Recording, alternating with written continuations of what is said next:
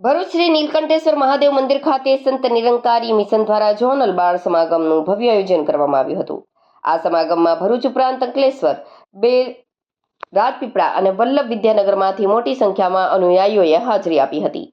સમગ્ર માહોલમાં આધ્યાત્મિક ઉર્જા અને સ્નેહનું વિશેષ વાતાવરણ છવાયું હતું। આ પ્રસંગે મુંબઈથી પધારેલા સંત પ્રવીણભાઈ છાબડાજીના હસ્તે બાલ પ્રદર્શનીનું ઉદ્ઘાટન કરવામાં આવ્યું।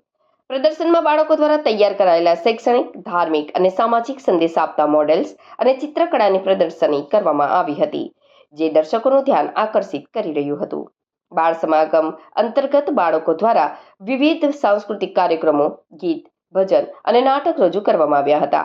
કાર્યક્રમોમાં પ્રસ્તુત થતી નાની નાની આર્ટ પરફોર્મન્સમાં સંસ્કાર, શાંતિ, પ્રેમ અને માનવતાના મૂલ્યો સ્પષ્ટ દેખાતા હતા। દર્શકો દ્વારા પણ બાળકોના ઉત્સાહને ભરોસો આપી ઊભા થઈને તાલીઓ સાથે તેમનું પ્રોત્સાહન આપવામાં આવ્યું હતું। સમાપન પ્રસંગે સંત પ્રવીણભાઈ છાબડાજીએ પોતાના પ્રવચન દ્વારા શાંતિ, એકતા અને માનવ સેવાનો સંદેશ આપ્યો હતો। તેમણે કહ્યું કે બાળકોમાં સંસ્કારનું બીજ લગાડવું એ ભવિષ્ય માટેનું શ્રેષ્ઠ રોકાણ છે। આવા સમાગમો દ્વારા તેઓમાં આધ્યાત્મિકતા અને સર્વજન હિતનો ભાવ વિકસે છે। આ સમાગમને સફળ બનાવવા માટે ભરૂચ ઝોનના સેવાદળના સ્વયંસેવકો અને નિરંકારી મિશનના અધિકારીઓએ અવિરત મહેનત કરી હતી।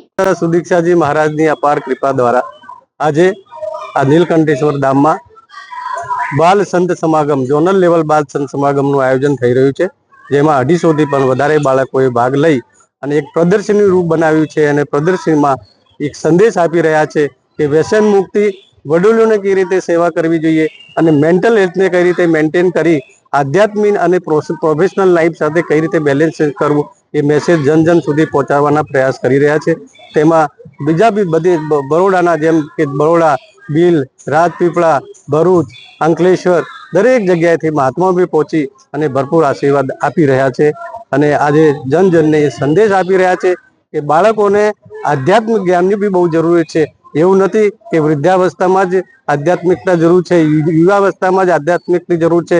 ખરેખર બાળપણથી જ જો આધ્યાત્મિકને સાથે બાળકોને જોડવામાં આવે તો આગળ જઈને એ આ સંસારનું સુંદર રૂપ બનાવી શકે છે।